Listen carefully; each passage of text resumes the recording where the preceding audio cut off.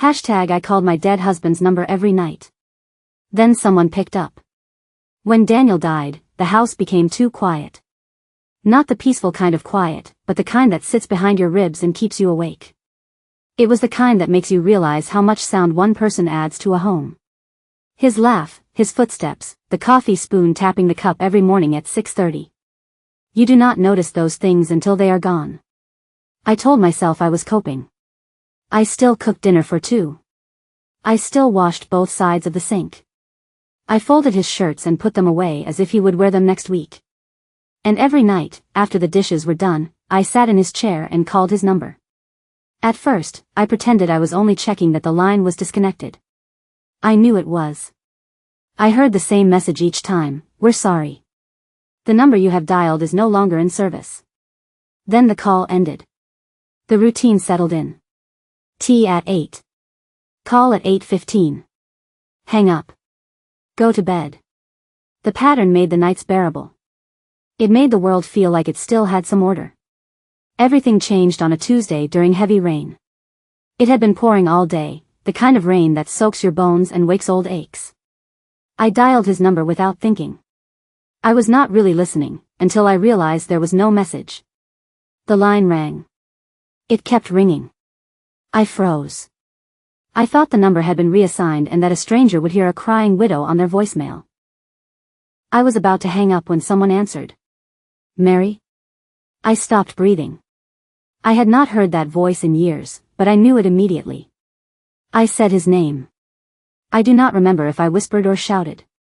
He laughed softly, the way he always did when I became too serious. Then he asked, "Why do you keep calling?" I did not ask how this was possible.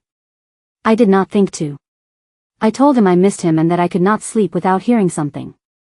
He said, "I know. I have been waiting." We talked for a while. It could have been minutes or hours. He sounded tired and far away, but calm.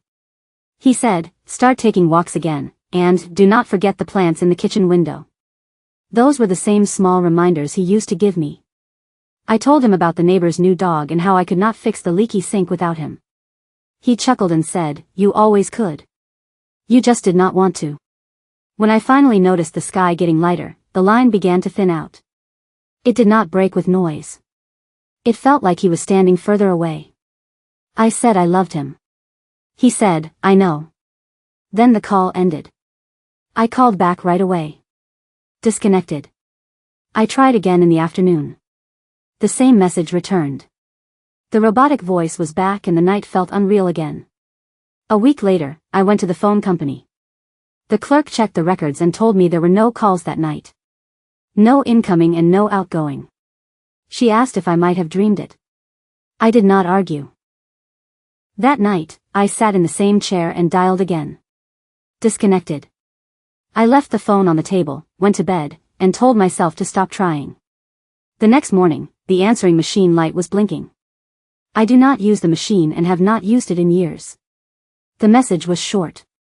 A man's voice, faint but clear: "Mary, fix the sink. It is still leaking." The kitchen sink was dripping when I walked in. I turned the handle, and for the first time since the funeral, it stopped. I still call sometimes. Not every night anymore. I call when it rains. Sometimes, when the line goes quiet before the message, I wait. I think I can hear him listening too, as if he is waiting for me to speak first.